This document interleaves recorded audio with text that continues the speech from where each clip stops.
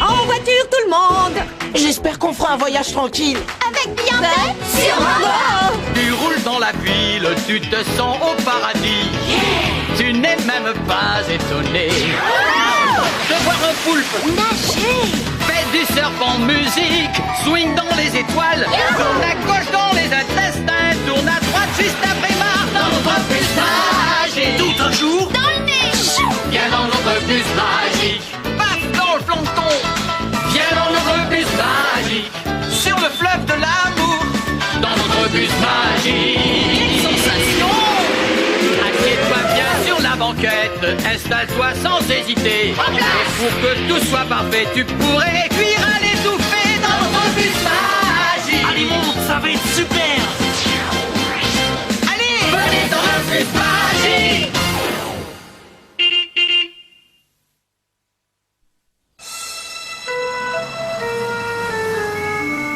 Tout a commencé un lundi matin, juste avant la cloche. Mais ce n'était pas un lundi comme les autres. C'était le lundi de la planète, le jour où nous fêtions la Terre. Nous avions commandé un cadeau d'anniversaire surprise pour Mademoiselle Billantec dans le catalogue de la forêt tropicale et nous l'attendions avec impatience. Pourquoi il n'arrive pas? Mademoiselle Billantette sera là dans 2 minutes et nous n'aurons pas son cadeau. Pendant ce temps, Thomas avait des difficultés avec sa rédaction. Le sujet était « Que signifie pour vous le jour de la Terre ?» Le jour de la Terre, qu'est-ce que ça veut dire pour moi? Eh bien, le jour de la Terre, ça me fait penser à la façon dont les animaux et les plantes vivent ensemble. Comme ces écureuils et ce vieux chêne. Tant mieux pour toi, Ophélie, mais moi je ne comprends pas ce que ça veut dire, alors je ne peux pas le dire, si tu vois ce que je veux dire. Eh, regardez, le cadeau est arrivé! C'est le jour de la Terre! Attention, voilà votre professeur! Bonjour les enfants! Joyeux anniversaire, Mademoiselle Billantec! Joyeux anniversaire à vous tous les enfants! Le jour de la Terre, c'est celui que je préfère dans l'année! Nous le savons, alors nous vous avons trouvé un petit cadeau, Mademoiselle Billantec. C'est pour vous, de notre part à tous. Vous avez un cadeau? Pour moi? Oh, vous êtes trop gentils! Merci, Lise. Félicitations, Mademoiselle Billantec. Vous avez loué un arbre dans la forêt tropicale et vous participez ainsi à la sauvegarde des plantes et des animaux de la forêt. Oh, ça, c'est un cadeau intelligent. Attendez, il y a autre chose. Oh, voilà mon arbre. Un cacaoyer, mais qui vous a donné cette idée extraordinaire? Nous savons que les cacaoyers donnent des graines de cacao. Et avec le cacao, on fait du chocolat. Oh, le chocolat, c'est ce qu'il y a de meilleur sur toute la Terre. Il y a une lettre, mademoiselle. En tant que locataire d'un cacaoyer, vous devenez propriétaire de toutes les graines de cacao qui pousseront sur votre arbre pendant une année entière. Et voilà votre première boîte de graines de cacao.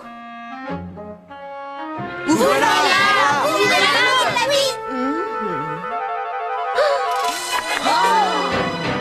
C'est tout?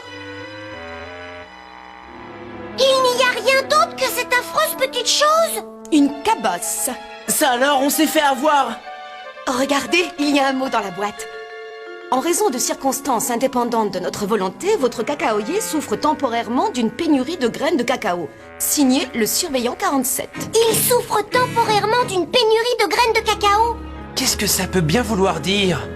Ça veut dire qu'il ne fabrique plus de graines. Mais enfin pourquoi? Il doit forcément y avoir une explication. Très bien raisonné, Thomas, bravo.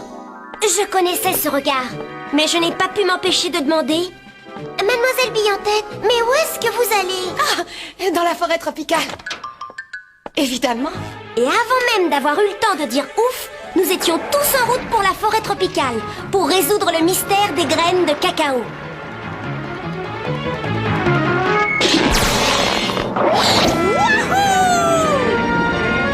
Ne vous en faites pas les copains. Étant donné mon sens de l'observation, de la justice et mon goût pour les enquêtes, je vais percer le mystère du cacaoyer ou alors je ne m'appelle plus... Le détective Anne-Sophie. Qu'est-ce que c'est que ça? Ouah, une carte d'IFT à mon nom. Qu'est-ce que ça veut dire, IFT? Inspecteur de la forêt tropicale. Il en faut dans tous les continents. Et j'ai aussi le manuel de la forêt tropicale. Avec tout ça, je suis sûre de réussir. Il te manque un associé. Tous les grands détectives en ont un. Anne-Sophie sera chargée de mener l'enquête, et toi, Thomas, tu devras découvrir le grand système. Le grand système. Aussi grand que la Terre, mon cher Thomas. Quelques secondes plus tard, nous arrivions au-dessus de la forêt. Waouh! Vous avez vu comme les arbres sont serrés? On dirait qu'ils poussent les uns sur les autres. Comment allons-nous faire pour trouver celui de Mademoiselle Bille-en-Tête? Comme le disait toujours mon instructeur parachutiste, Ne sautez pas trop vite sur les conclusions et surtout, lancez-vous sans crainte. Il avait bien raison. prends les commandes, Lys. En file indienne, s'il vous plaît. Avant de sauter, j'ai donné à tout le monde une photo de l'arbre de Mademoiselle Bille-en-Tête. Je savais que si nous trouvions le cacaoyer, nous trouverions le voleur de graines. Vous avez vu? Il y a des milliers d'arbres différents. Et tous ces oiseaux, tous ces animaux, et tous ces insectes.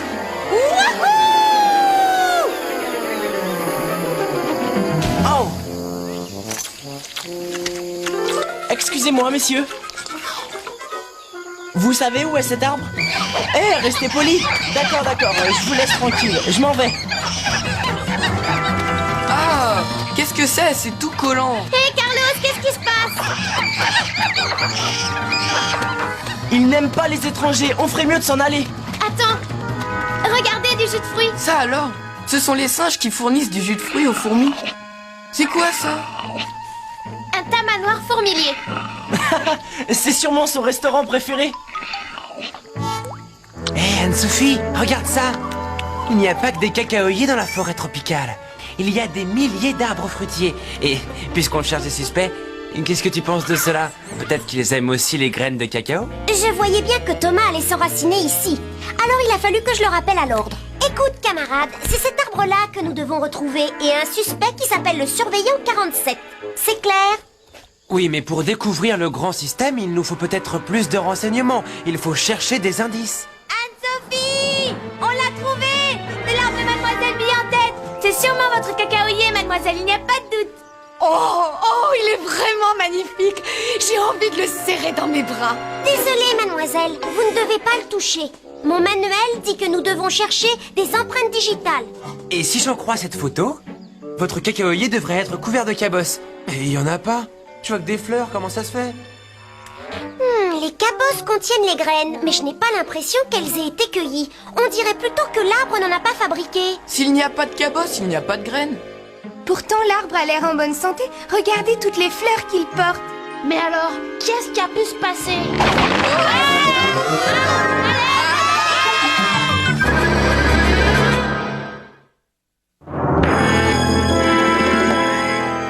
Je savais que la forêt tropicale serait pleine de surprises, mais je ne pensais pas me faire piéger comme ça. Félicitations, Anne-Sophie. On peut dire que tu as bien ficelé l'enquête.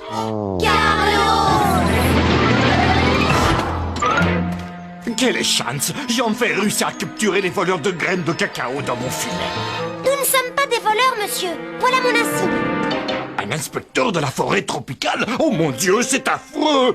Oh, je vous présente toutes mes excuses. Je vous en supplie, mademoiselle, par pitié, ne dites pas ce que je vous ai fait. Si jamais le surveillant-chef l'apprenait. Mais enfin, qui êtes-vous, monsieur? Qu'est-ce que vous faites là? Je suis le surveillant numéro 47 et c'est moi qui suis chargé de veiller sur cette partie de notre belle forêt tropicale. Et nous sommes venus voir l'arbre que nous avons loué pour Mademoiselle Bille-en-Tête. Mademoiselle Bille-en-Tête? Vous seriez donc ses élèves? Mais bien sûr, oh, je comprends. Vous ne comprenez pas pourquoi votre arbre ne fournit plus de graines de cacao? Oui! Vous n'êtes pas les seuls. Cet arbre non plus n'est pas le seul à avoir des problèmes. Regardez tous ces cacaoyers. Aucun ne porte de cabosse, c'est curieux. Ils en avaient autrefois, mais tout à coup, pouf, toutes les cabosses ont disparu. C'est vraiment très mystérieux. Ça, c'est la mauvaise nouvelle. Mais la bonne nouvelle, c'est que toutes les flaques de boue ont disparu, elles aussi. Pouf! Les flaques de boue! Oui. Des flaques gluantes, remplies d'une eau sale et répugnante qui sentait mauvais et qui salissait les bas de pantalon. Beurre! Mais ça n'est pas tout. En disparaissant, elles nous ont aussi débarrassé des abominables insectes qui tournaient autour et de toutes ces affreux pécaris. Et Écoutez, monsieur le surveillant, nous ne sommes pas venus ici pour étudier les boues gluantes, ni les abominables insectes, ni les affreux pécaris de votre partie de la forêt. Nous enquêtons sur la disparition des graines de cacao. Un instant, mes enfants. C'est à cause du surveillant 46. Le surveillant 46, mais qu'est-ce qu'il a fait? Tout est sa faute. C'est mon voisin et il est follement jaloux de voir que ma partie de la forêt a été débarrassée des vilaines flaques de boue, des abominables insectes et des affreux pécaris qui tournaient autour. Alors il a jeté un mauvais sort sur tous mes cacaoyers. Il leur a lancé une malédiction. Et c'est pour ça que mes arbres ne produisent plus de graines. J'accuse le surveillant 46. C'est sûrement lui le coupable. Je me demande si la disparition des insectes et des pécaris n'aurait pas un rapport avec la disparition des graines de cacao. Examinons les faits, Thomas, rien que les faits. Le problème, c'est les graines, un point c'est tout. Mais tout de même, il faudrait savoir pourquoi des cacaoyers en pleine santé et couverts de fleurs ne peuvent plus produire de graines. Regardez! Et comme il est joli! C'est un oiseau-mouche. Il a le bec couvert de pollen. Vous avez vu? Son bec est juste assez petit pour pouvoir s'enfoncer dans la fleur. Où est-ce qu'il va maintenant? Comme le dit toujours ma cousine Marguerite, il faut que le pollen voyage sur Terre, dans les airs ou en oiseau-mouche. Donc, si j'ai bien compris, cet oiseau-mouche transporte le pollen de fleur en fleur pour les fertiliser. Et c'est comme ça que les fleurs se transforment en graines, en fruits ou encore en cabosses. Peut-être que l'arbre de Mademoiselle Bille-en-Tête n'a pas été pollinisé. Et sans pollinisation, il n'y a pas de cabosse, ni de graines de cacao. Mais oui! Élémentaire, ma chère Ophélie, le pollen a disparu. Il faut absolument que nous le retrouvions. Non, Anne-Sophie, le pollen n'a pas disparu. Cette fleur de cacaoyer en fabrique, regarde. Tu as raison, j'ai dû me tromper. Mais soudain, nous avons entendu le bourdonnement d'une abeille. Je crois qu'elle va polliniser l'arbre de Mademoiselle Bille-en-Tête. Ça m'étonnerait, Arnaud. Cette abeille est bien trop grosse pour pénétrer dans la fleur. Et si cette abeille est trop grosse? Alors il faut vraiment que ce soit des insectes minuscules qui transportent le pollen pour fertiliser les fleurs de cacaoyer. Où sont-ils? Nous n'en avons pas vu. Le mystère de la disparition des graines de cacao était donc devenu le mystère de la disparition des insectes. Pour trouver ces insectes, il fallait trouver un cacaoyer avec des graines.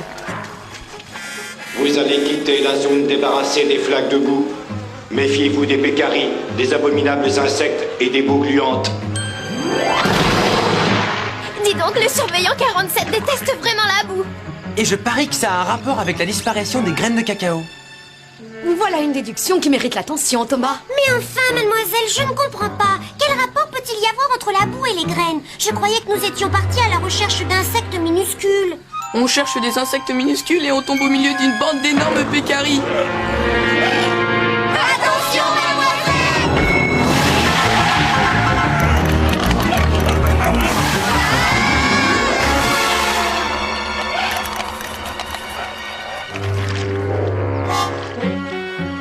Notre enquête semblait complètement embourbée.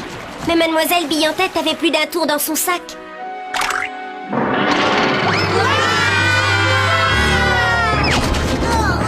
Vous voyez, les enfants, dans la vie, il faut toujours avoir du ressort.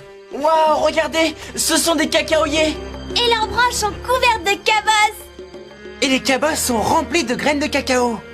Et là où il y a des cacaoyers qui font des graines, il doit sûrement y avoir les insectes que nous cherchons. J'avais raison. La fleur se faisait polliniser par un insecte microscopique. Et ce tout petit insecte s'appelle communément un moucheron. Bon alors, j'ai compris. Les moucherons transportent le pollen. D'une fleur de cacaoyer à une autre, puis à une autre. Et les fleurs pollinisées se transforment en cabosses. Qui sont pleines de graines de cacao. Avec lesquels on fabrique le chocolat. Tu as compris le système, Thomas? Oui, mademoiselle. Tout est là-dedans. Hé! Mais d'où elle vient, cette eau? De là-haut. Qu'est-ce que c'est que ça? C'est une broméliacée. Tu devrais aller la voir d'un peu plus près. Ça alors, c'est incroyable. Il y a une quantité de choses qui se passent là-dedans. Il y a une limace qui boit, un iguane qui prend son bain, une grenouille qui pond des œufs et des œufs qui se transforment en têtards. Et tout ça dans la même plante? Oui, on dirait qu'ils forment un monde à eux tout seuls. Ils naissent, ils mangent, ils vivent dans la même petite flaque d'eau. Mais contrairement à nos moucherons, ils n'ont absolument aucun rapport avec nos graines de cacao. Si nous pouvions rapporter des moucherons sur l'arbre de Mademoiselle Billantette, notre problème serait résolu. Attends, Anne-Sophie. Qu'est-ce qui se passera si les moucherons meurent? Nous serons revenus au point de départ. Le système est peut-être un peu plus compliqué que tu ne le croyais, Anne-Sophie. Sûrement pas. La solution du mystère, ce sont les moucherons. J'en suis absolument certaine. Mais Anne-Sophie, tu ne veux pas savoir pourquoi les moucherons ont disparu? Oui, il y a tellement de secrets à découvrir. Tiens, par exemple, cette broméliacée n'est pas une simple plante, elle sert aussi de réservoir et elle abrite des bêtes qui vivent dans l'eau. Si tu enlevais l'eau, alors la limace, la grenouille, les têtards et l'iguane finiraient par disparaître.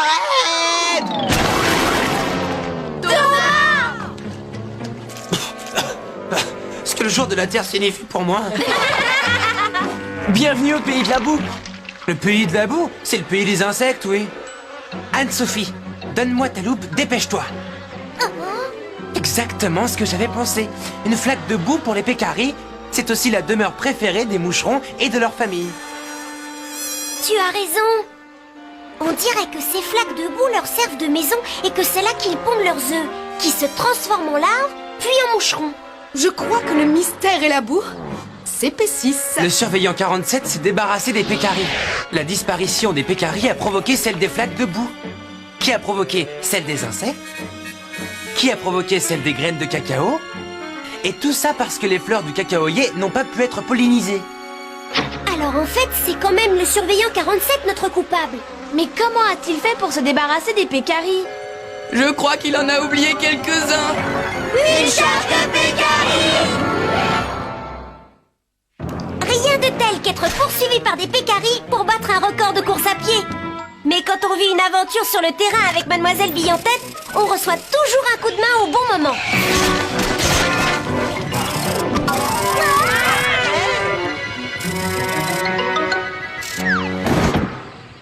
Merci beaucoup! Allons, les enfants, poursuivons ces pécaris. Est-ce que ton manuel donne un truc pour arrêter une charge de pécaris? Attends, je regarde! Vous entrez maintenant dans une zone sans boue. Nous sommes revenus dans la partie de forêt du surveillant 47. Faites demi-tour. Allez-vous-en. Allez où partez, pas de pécari ici.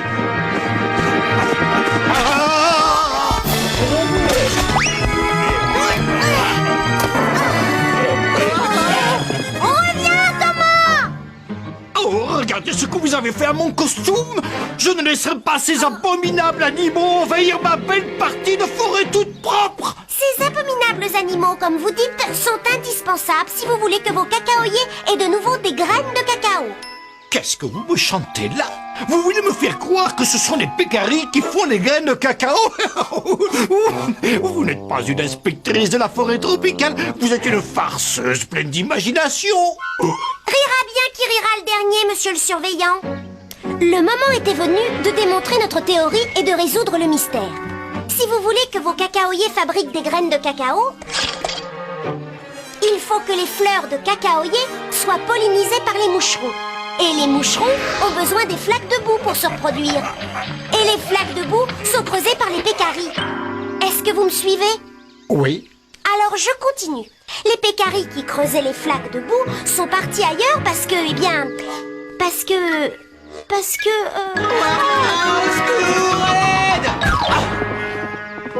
Salut Thomas, tu tombes bien. Qu'est-ce que c'est que ça? Ça alors? Qu'est-ce que vous avez fait? Qu'est-ce qu'il a fait? Les pécaris ont quitté cette partie de la forêt parce qu'ils ne pouvaient plus creuser. Et ils ne pouvaient plus creuser de trous parce que le surveillant 47 a recouvert le sol de la forêt tropicale avec des plaques de gazon artificiel. C'est vrai, monsieur le surveillant? Oui. Oui, c'est vrai. Mais comment aurais-je pu imaginer que quelques plaques de gazon artificiel allaient empêcher mes beaux cacaoyers de fabriquer des graines de cacao? Je ne savais pas, je suis désolé. C'est parce que vous n'avez pas compris que vous alliez déséquilibrer le grand système. Et je vous demande pardon. Mais oui, regardez. Ce sont les fruits du brosinum qui nourrissent les singes, qui nourrissent les fourmis, qui nourrissent le tamanoir. Et c'est l'arbre qui porte la broméliacée vers la lumière et la broméliacée qui accueille les animaux à son tour en leur offrant un endroit où ils peuvent boire, vivre et se reproduire. En fait, la forêt tropicale est remplie de plantes et d'animaux qui ne peuvent pas vivre les uns sans les autres. Et tous ces liens entre eux forment une sorte de gigantesque toile d'araignée. C'est le grand système. toutes les plantes, tous les animaux, y compris les hommes, les écureuils, les chênes, les graines de cacao, les grenouilles, les pécaris, les insectes, les fleurs et même les surveillants font partie de ce grand système. Voilà ce que ça signifie la journée de la Terre. Tout ce que j'ai voulu, c'était réduire ma note de blanchisserie. Et oh mon Dieu, c'est affreux. J'ai déséquilibré le grand système de notre belle planète. Ce sont des choses qui arrivent, monsieur le surveillant, mais heureusement, rien n'est définitivement perdu. Vous croyez? Mais oui, nous pouvons recréer le lien entre les pécaris et les graines de cacao. Il suffit de remettre les choses dans l'état où elles étaient. C'est facile. J'y vais m'en occuper immédiatement. J'arracherai toutes ces plaques de gazon artificiel de mes propres mains. Et voilà, nous avions la clé de l'énigme. Le gazon artificiel a disparu, Thomas a compris la signification de la journée de la Terre, et le surveillant 47 a demandé pardon aux pécaris. Revenez mes jolis petits chéris. J'ai une belle flaque de boue rien que pour vous. Je ne vous chasserai plus jamais. Revenez mes mignons, mes trésors, mes petits amours. Il faut réparer le grand système. C'était la plus belle de toutes les journées de la Terre.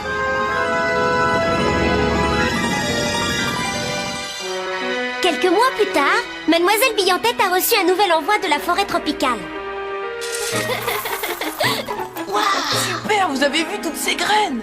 Il y avait aussi un mot du surveillant 47. À la suite de circonstances tout à fait naturelles, votre cacaoyer a produit une quantité remarquable de cabosses remplie de graines de cacao. Et c'est signé Surveillant 22. Le surveillant 22? Grâce à votre aide et à celle de vos élèves, j'ai eu la chance d'avoir une promotion.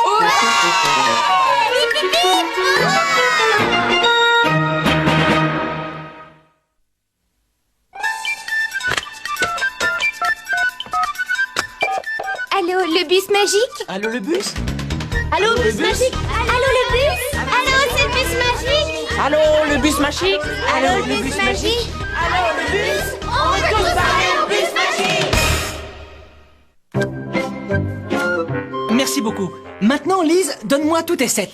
Eh, mais reviens là pour une fois que je gagne. Allô, ici le bus magique, le producteur à l'appareil. D'abord, je voudrais savoir ce que vous avez fait des graines de cacao. On est en train de les faire griller. Griller? Oui, nous allons fabriquer du chocolat et la première étape, c'est de griller les graines. Tu as une autre question? Oui, au début, vous nous avez montré des écureuils sur un chêne, mais vous n'avez pas expliqué le rapport entre eux. Tu as raison. L'écureuil enterre des glands pour faire des provisions. Mais il ne déterre pas tous les glands qu'il a enterrés. Ah, j'ai compris, il plante les graines des futurs chênes. Exactement. Tu as bien fait de poser la question. Il n'y a pas que la forêt tropicale qui fasse partie du grand système. Partout, même dans mon jardin, les créatures et les plantes dépendent les unes des autres. Tu as parfaitement raison. Merci d'avoir appelé. Je vous en prie. Alors Lise, où en es-tu avec ce chocolat? Le bus magique, bonjour. Il y a quelque chose que je n'ai pas compris avec les moucherons. Ah bon? Et qu'est-ce que tu n'as pas compris? Puisqu'il y avait des flaques d'eau dans les broméliacées et que les moucherons ont besoin d'eau pour se reproduire, pourquoi est-ce qu'ils n'ont pas été dans une broméliacée? Excellente question. Dans la ville, il y a effectivement plusieurs moyens de survivre. Mais nous voulions raconter une histoire simple. En tout cas, le surveillant 47 était vraiment simple, lui. C'est le plus idiot de tous les fonctionnaires que j'ai jamais vu. Ah bon, tu trouves? Oh oui, il était tellement bête et ridicule avec ses histoires de costumes propres et de gazon artificiel. On aurait dit un personnage de dessin animé. Ne quitte pas une seconde, s'il te plaît. J'ai entendu cette réflexion.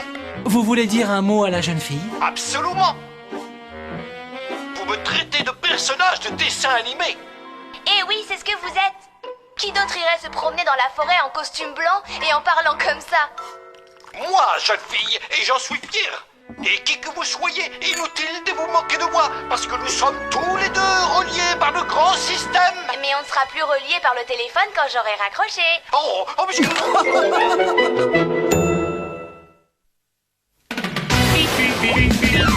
Faites du serpent musique, swing dans les étoiles, tourne à gauche dans les intestins, tourne à droite juste après Mars dans notre bus magique. Tout un jour, Dans le nez. viens dans notre bus magique. Passe dans le plancton, viens dans notre bus magique. Sur le fleuve de l'amour, dans notre bus magique. Quelle sensation! Assieds-toi bien sur la banquette, installe-toi sans hésiter. Et pour que tout soit parfait, tu pourrais cuire à l'étouffée dans notre bus bus magique. Allez, monte, ça va être super. Allez, venez dans le bus magique.